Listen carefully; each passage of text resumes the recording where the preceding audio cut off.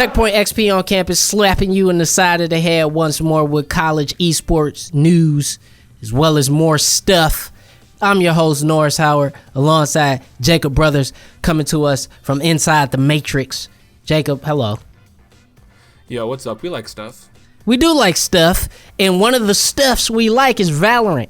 And that's right, the Valorant end of the UCLA Evil Geniuses Summer Esports Invitational rolled on. And UCI, once again, was dominant, but they weren't the only ones there. In addition to UCI, we had Cal, Poly, Panoma, UC Santa Cruz, San Jose State, and San Diego State as your top 5 seeds. And at the end of it, it was indeed UCI versus San Jose that met each other in the grand finals. But before we proceed, once again, we got to give a hand clap out to Platinum. Platinum is amazing. Two-way player, playing varsity for Overwatch as well as varsity for Valorant at UCI. Platinum, the kid is nuts. Two totally different roles. Completely different roles.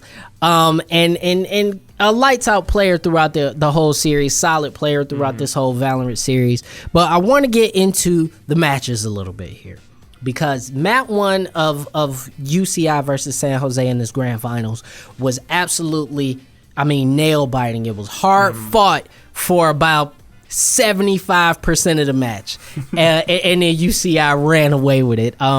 This was tied up, or I believe nearly tied up at the half. UCI and San Jose going back and forth. It was a really amazing, fascinating match to watch. But standing out in that first map was UCI's Nibbler. Nibbler was on the Jett at the time. And the thing about Nibbler is that when you play Jett, you expect that player to be very aggressive. You expect that player to be jumping around, throwing smoke bombs, dashing in and out of fights, hard engaging, almost at all times. But what Nibbler was able to do was able to play back a lot, use a lot of scoped guns, and was able to really keep San Jose off balance. And that was one of the benefits of how UCI chose to play that first map. It really led to a lot of just confounding plays that San Jose would do, because one such play, the Sova sends the drone in. They don't properly check the corners, so all San Jose has to do is not move or do anything, but they freak out, they shoot the drone, they immediately get pinged, all of UCI collapses upon them, they lose the round, and ultimately end up losing the game, losing that map 13-7 on Ascent. Yeah, and then for map 2, it was on split, where it went to 13-9. So pretty similar setup, except that San Jose owned that game for the first half, where they opened up 7-0, and when the half ended, it was 9-3. And then when the half changed, everything changed. Everything changed when the Fire Nation attacked, because UCI woke up. Or rather, Nibbler woke up, and they decided to just start shooting people. And as you said, when you're playing on split, split is a really difficult map for attackers. A very difficult usually a very difficult map for attackers. You got a lot of stuff going on in heaven. You got the stupid ropes. You got all this stuff going on. Yeah, I like those ropes. I hate the ropes.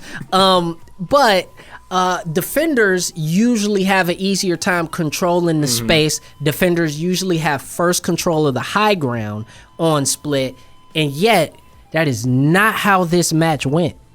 Nope. Yeah, because when San Jose was dominating, they were the attackers, and then when UCI was dominating, they were the attackers.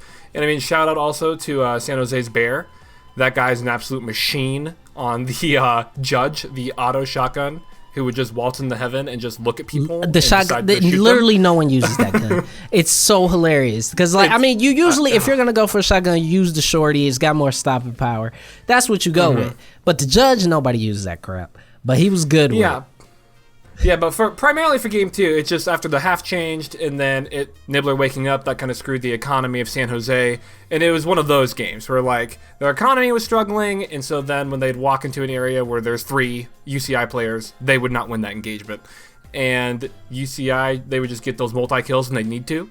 It's like, oh, let's defuse the bomb. Boom, double kill. Okay, cool, now we can defuse the bomb. And so it was a lot of okay, UCI, hello, you have entered the lobby.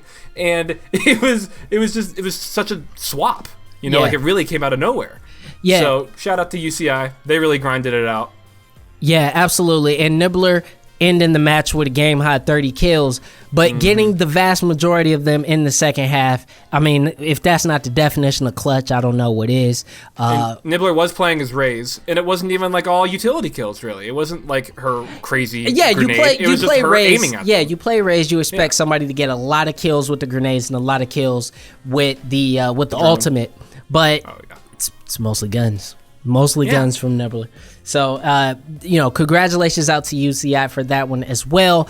But the League of Legends tourney, the bracket for that is coming up this weekend, starting on August 29th and August 30th. That's going to be starting at 12 p.m. Pacific time.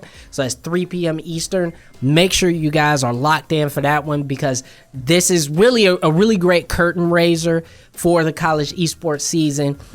They've done a really good job with the production so far. Yeah, and good production. and Evil Geniuses is lending their name to this as well. So if you want to see some good collegiate League of Legends before CLOL gets started in earnest, make sure you guys get locked in for that.